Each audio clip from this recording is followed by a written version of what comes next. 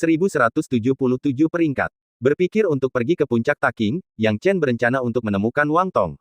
Tanpa diduga, Wang Tong datang ke kediamannya sebelum dia bisa menemukannya. Hal ini membuat Yang Chen bingung dan tertawa terbahak-bahak, berkata, "Penatua Wang Tong, aku baru saja akan menemukanmu, tetapi kamu malah datang ke kediamanku. Apa yang membuatmu terburu-buru ke sini?" "Haha, Junior Peak Master, ini benar-benar kebetulan. Begini, orang-orang dari Balai Penegakan Hukum Empat Puncak kemarin melaporkan kepadaku bahwa masalah identitasmu telah diselesaikan di pihak mereka." Wang Tong berkata sambil tersenyum tipis. "Oh, identitas. Identitas apa?" Yang Chen tiba-tiba menjadi bingung. Balai Penegakan Hukum Empat Puncak biasanya bertanggung jawab untuk menyelesaikan masalah yang tidak dapat diselesaikan oleh Empat Puncak sendiri. Singkatnya, ini adalah organisasi khusus yang diberi wewenang oleh He Tan secara pribadi. Misalnya, ketika pertikaian timbul antara empat puncak, ketika satu pihak bersikeras mereka benar dan pihak lain bersikeras mereka benar pula, maka keputusan akhir akan dibuat oleh Balai Penegakan Hukum Empat Puncak. Wang Tong ragu-ragu sejenak lalu berkata, "Master Sekte Junior, apakah Anda tidak tahu? Ini pasti terkait dengan peringkat empat puncak. Balai Penegakan Hukum telah mengetahui pencapaian Anda sebelumnya dan membuat pengecualian untuk memberi Anda tempat kedua dalam peringkat empat puncak. Ini adalah pelat identitas Anda, yang melambangkan kekuatan Anda." Pada titik ini, Wang Tong tidak dapat menahan rasa bangga yang membuncah dalam dirinya. Belum lagi, kemampuan Yang Chen untuk meraih posisi kedua dalam peringkat empat puncak juga membawa kehormatan bagi Puncak Changlin. Di masa lalu, Puncak Changlin bahkan tidak dapat masuk ke 20 besar, apalagi meraih posisi kedua.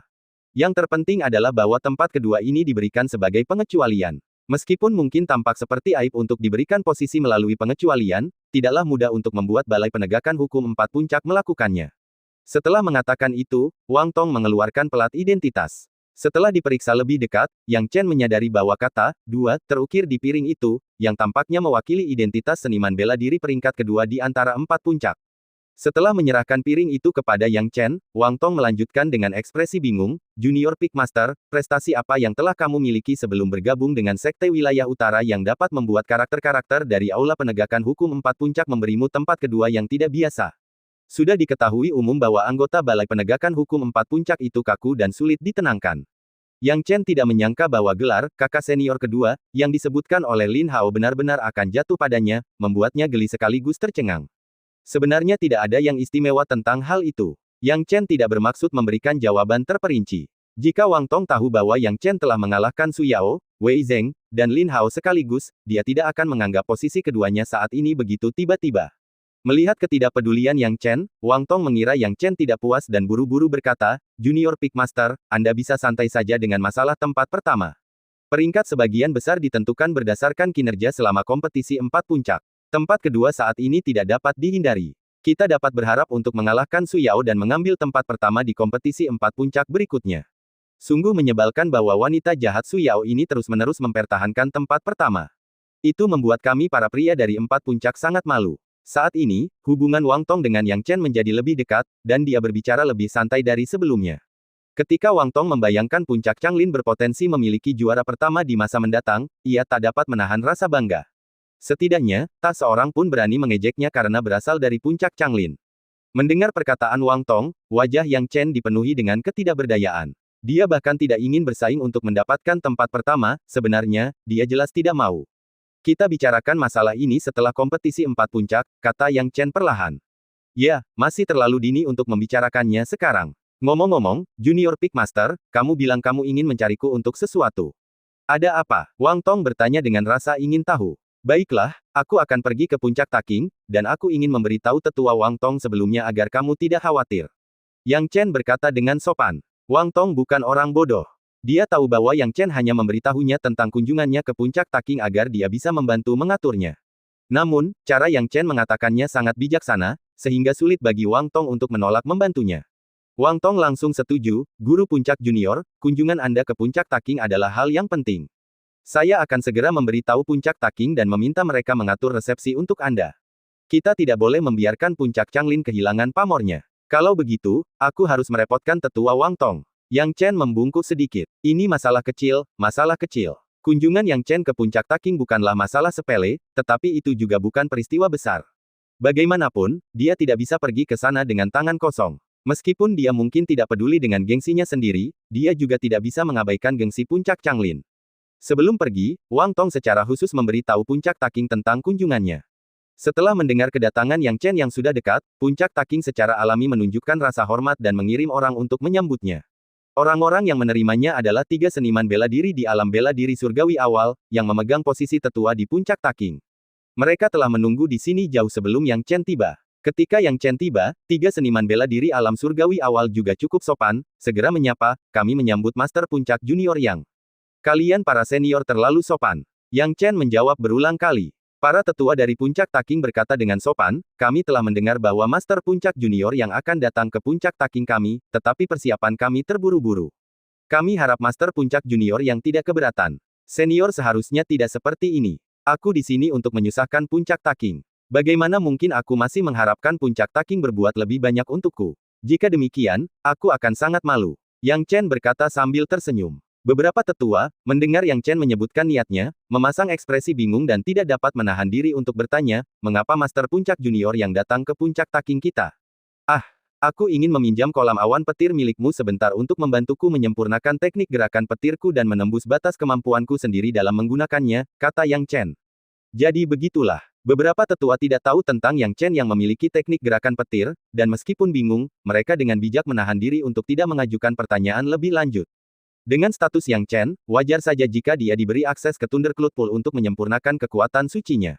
Dan dengan status Yang Chen saat ini, mereka tidak berani mempersulitnya tanpa perintah dari atasan mereka.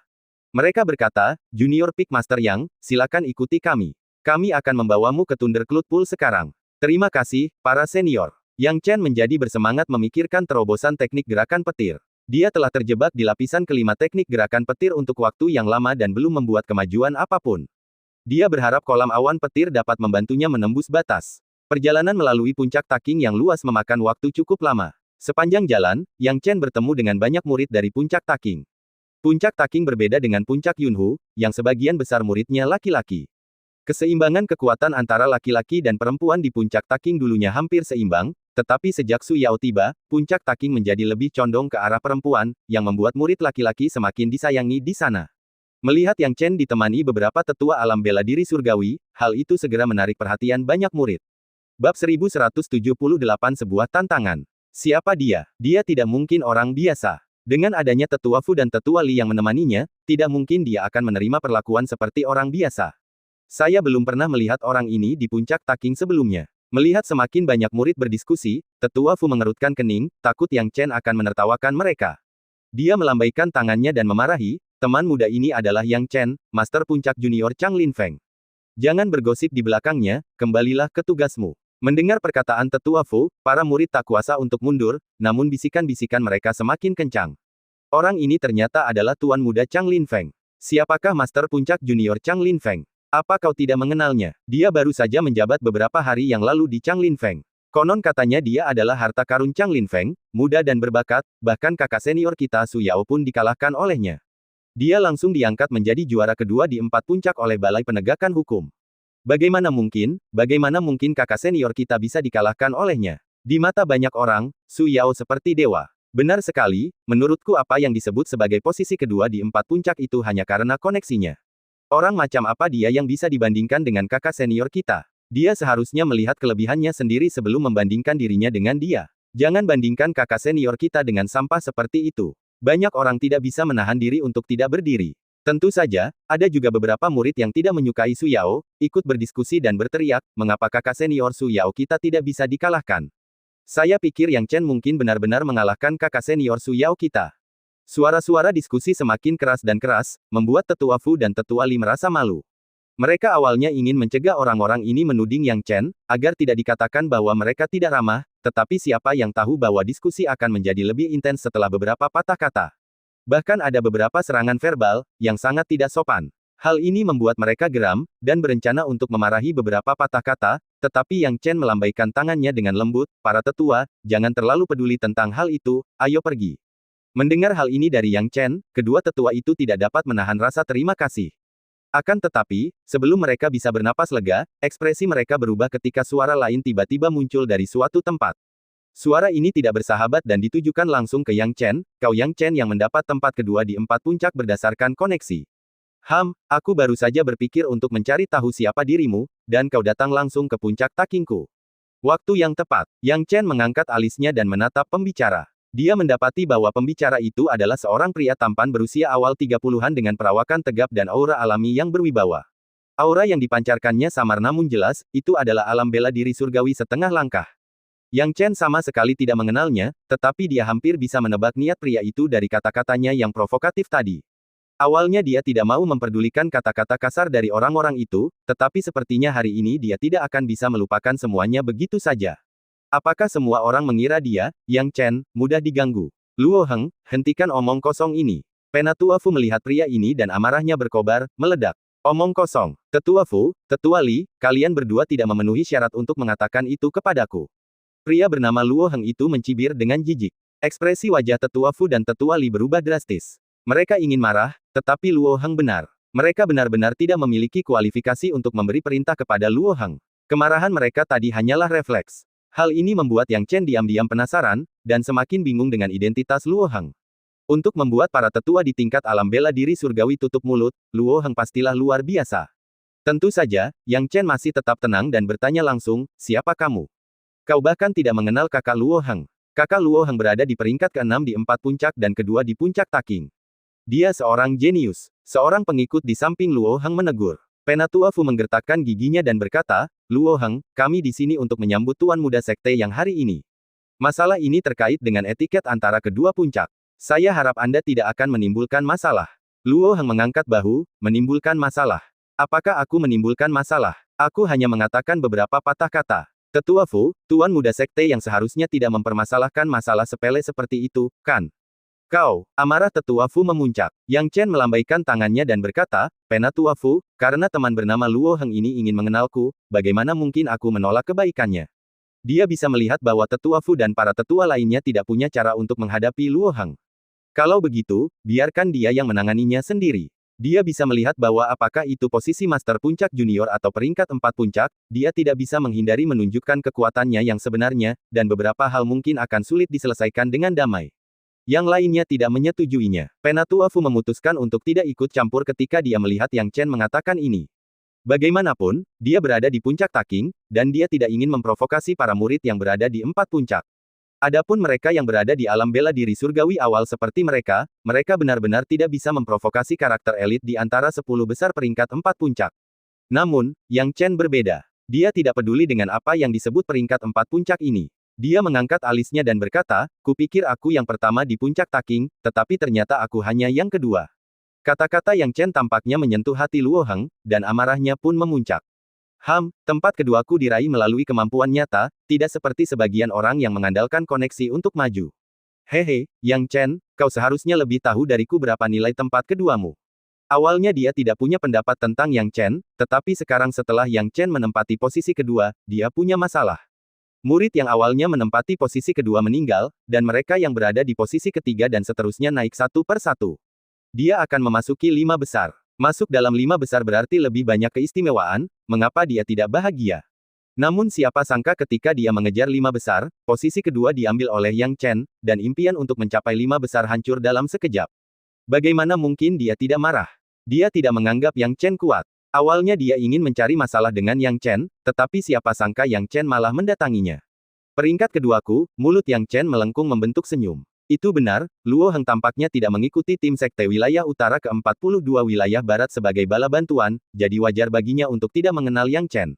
Dia berkata langsung, Luo Heng, aku punya pertanyaan untukmu. Mengapa kamu tidak pergi ke 42 wilayah barat sebagai bala bantuan ketika sekte wilayah utara pergi ke sana? Luo Heng agak terkejut dengan pertanyaan Yang Chen. Dia tergagap beberapa saat sebelum berkata dengan marah, saat itu aku sedang menyendiri. Saat aku meninggalkan tempat menyendiri itu, tim sekte wilayah utara sudah berangkat. Mendengar ini, Yang Chen memiliki pemahaman lebih baik tentang karakter Luo Heng. Bab 1179 Momen Kemenangan dan Kekalahan. Sungguh alasan yang tidak masuk akal untuk menutupnya, Luo Heng jelas tidak punya nyali untuk pergi.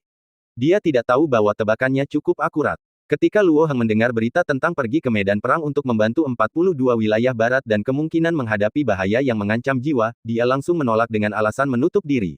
Apa kau bercanda? Hidup atau matinya 42 wilayah barat tidak ada hubungannya dengan dia. Pergi ke garis depan dan mempertaruhkan nyawanya. Tidak mungkin. Sekarang setelah mengetahui orang macam apa Luo Heng itu, Yang Chen terlalu malas untuk mengatakan apapun lagi kepada Luo Heng. Dia berkata terus terang, jika memang begitu, maka kita tidak perlu saling bicara, Luo Heng. Menurutku, yang lebih kau inginkan dari lubuk hatimu adalah selama kau mengalahkanku, kau akan langsung melompat dari posisi ke-6 ke posisi kedua, kan? Mata Luo Heng membelalak, tidak tahu bagaimana Yang Chen bisa tahu pikirannya. Dia terdiam sesaat. Sesaat kemudian, dia tidak repot-repot menyembunyikannya lagi dan berkata terus terang, aku ingin melihat seberapa berharganya posisi keduamu. Jika memang begitu, mengapa harus membuang waktu untuk bicara? Aku berdiri di sini sekarang, mengapa kamu tidak menantangku secara langsung? Yang Chen berkata perlahan. Ketika kata-kata itu diucapkan, semua orang di samping tercengang. Mereka semua berpikir bahwa Luo Heng cukup provokatif, tetapi siapa yang tahu bahwa Yang Chen akan lebih gila lagi, langsung berkata, ayo dan tantang aku. Kata-kata ini benar-benar sejalan dengan sikap mendominasi Yang Chen sebagai pemegang tempat kedua. Penatua Fu dan yang lainnya menjadi cemas dan berkata, Tuan Muda Sekte Yang, apa yang sedang Anda lakukan? Tidak apa-apa, hanya kompetisi persahabatan antar teman. Jangan khawatir, jika terjadi apa-apa, itu tidak ada hubungannya dengan para senior. Kata Yang Chen. Ketika Penatua Fu dan yang lainnya mendengar bahwa mereka tidak bertanggung jawab, mereka segera berhenti ikut campur. Mereka masih ingin melihat orang seperti apa Yang Chen, yang mampu duduk di posisi kedua di antara 4 puncak. Siapapun yang terprovokasi oleh Yang Chen tidak akan bisa tenang, apalagi Luo Heng, yang sudah berencana untuk menimbulkan masalah. Pada saat ini, Luo Heng awalnya marah, lalu gembira. Setelah mendengar kata-kata Yang Chen, reaksi pertamanya adalah, apakah kamu benar-benar akan menyetujui tantanganku? Di Sekte Wilayah Utara, ada aturan mengenai peringkat 4 puncak, yaitu mengadakan pertarungan pribadi. Misalnya, saat ini, Luo Heng sebagai pemegang posisi ke-6 menantang Yang Chen di depan banyak orang. Jika Yang Chen kalah, semua orang akan melihatnya, dan posisi keduanya secara alami akan terancam dan digantikan oleh Luo Heng. Namun, sebagian besar murid tidak memilih untuk melakukannya karena mereka yang berpangkat tinggi tidak setuju. Jika mereka dengan mudah setuju, akan ada tantangan dan perkelahian di Sekte Wilayah Utara setiap hari, dan itu pasti akan menjadi kacau. Oleh karena itu, setiap perombakan dilakukan melalui kompetisi besar 4 puncak, dan hanya sebagian kecil pertarungan antara kedua belah pihak yang akan menghasilkan perombakan kecil. Yang Chen berkata dengan tenang, jika kamu berani menantangku, mengapa aku tidak setuju?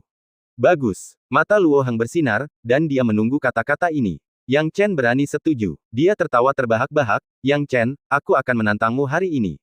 Apakah kamu berani menerimanya? Saya terima. Jawab Yang Chen riang. Ketika percakapan berakhir, seluruh adegan memanas. Banyak murid berkumpul di sekitar, dan semakin banyak penonton datang. Melihat para murid asing dari puncak Changlin benar-benar bertarung dengan jenius yang menduduki peringkat kedua di puncak taking mereka, siapa yang tidak akan lebih penasaran tentang siapa yang akan menang dan siapa yang akan kalah? Namun, sebagai perbandingan, ini adalah wilayah puncak taking, jadi ada lebih banyak orang yang mendukung Luo Heng. Hanya dalam waktu singkat, sorak-sorai untuk Luo Heng menggelegar dan menyebar ke segala arah, sementara pihak Yang Chen hanya memiliki sebagian kecil suara yang mendukung. Suara-suara dukungan ini datang dari para murid yang pernah turun ke medan perang dan mengetahui kekuatan Yang Chen, lalu baru mendukungnya. Luo Heng semakin bersemangat. Memikirkan promosi ke posisi kedua sebelum kompetisi besar 4 puncak setelah mengalahkan Yang Chen membuatnya merasa sangat senang hingga ingin melompat. Dia menunjuk Yang Chen dan mencibir, Yang Chen, aku akan membuatmu sadar bahwa bertengkar denganku hari ini adalah pilihan paling bodoh yang pernah kau buat dalam hidupmu.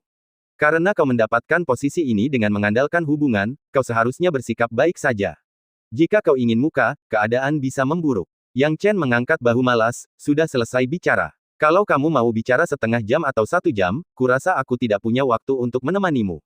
Aku punya hal yang lebih penting untuk dilakukan di puncak taking. Kau, Luo Heng memutar lehernya, hampir marah, lalu berpikir bahwa Yang Chen hanyalah seekor domba yang menunggu untuk disembelih, dia langsung mencibir, baiklah, karena kau ingin mempermalukan dirimu sendiri, aku akan memenuhi keinginanmu.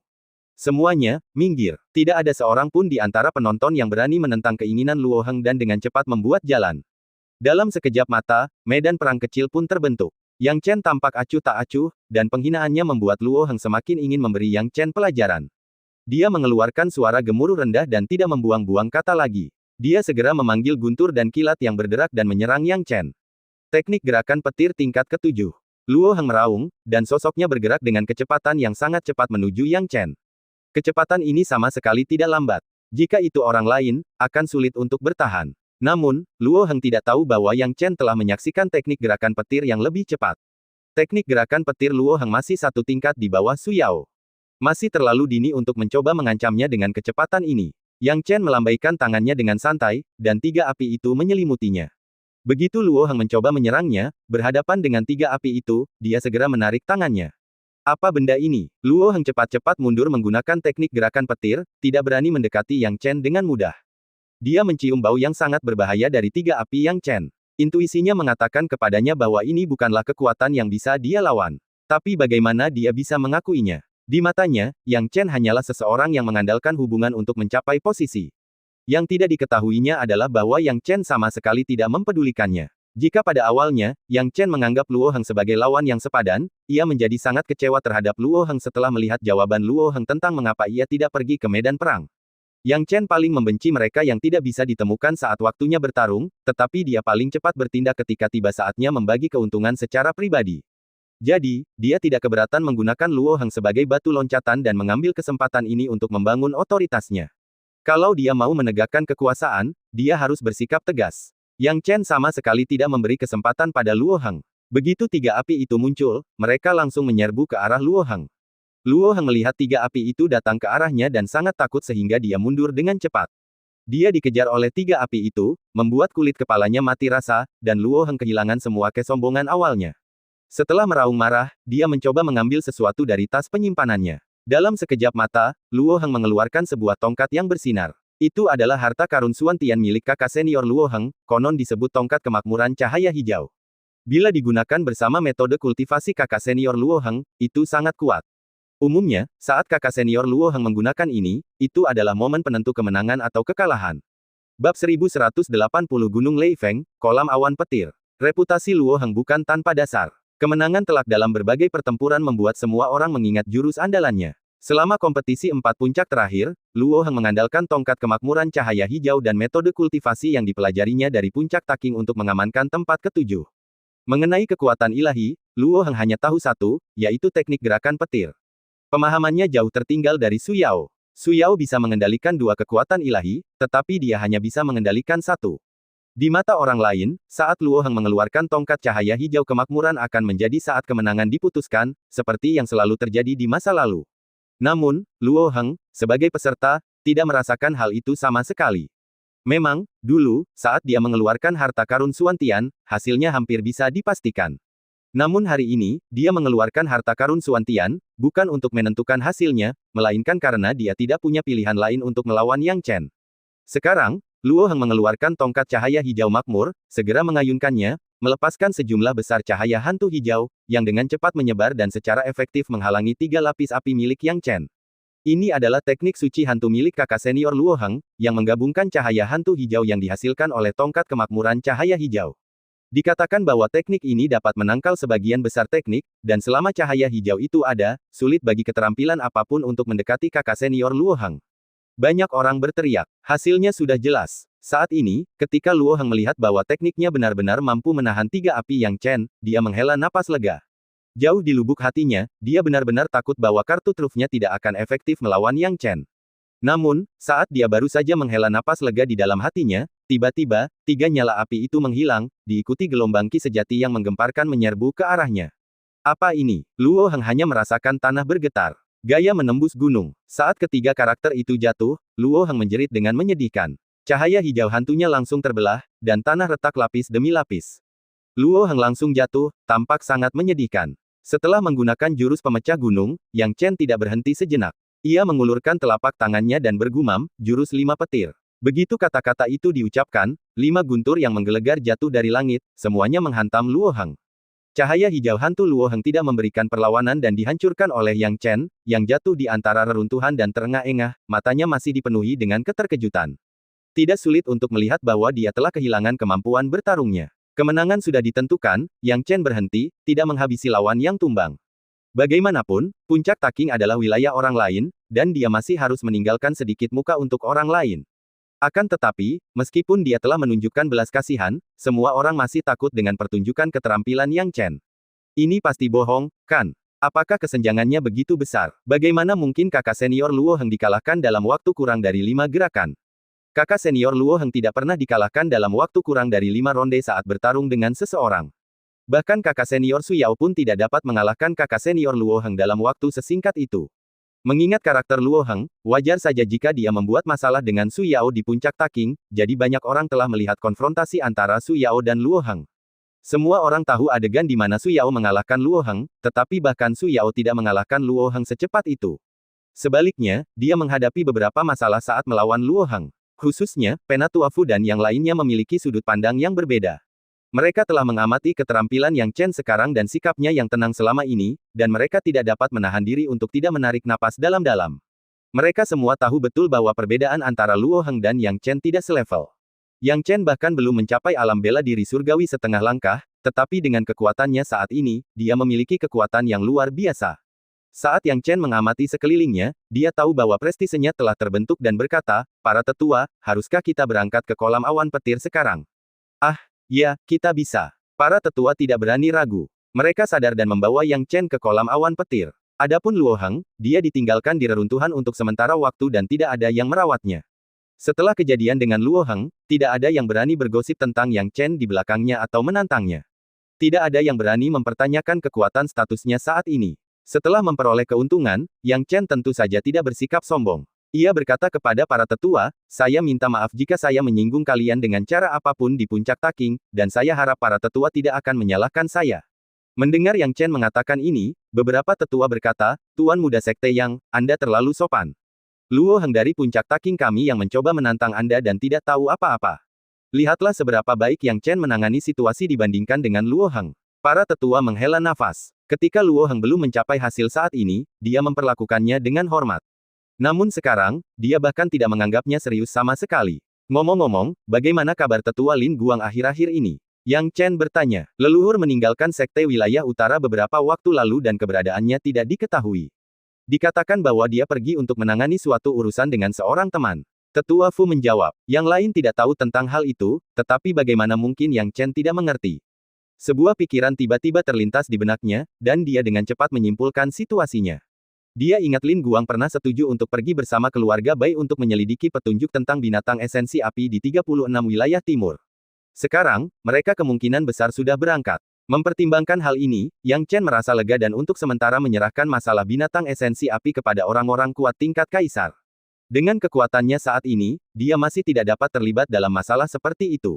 Sambil tenggelam dalam pikirannya, Yang Chen dan para tetua tiba di kolam awan petir.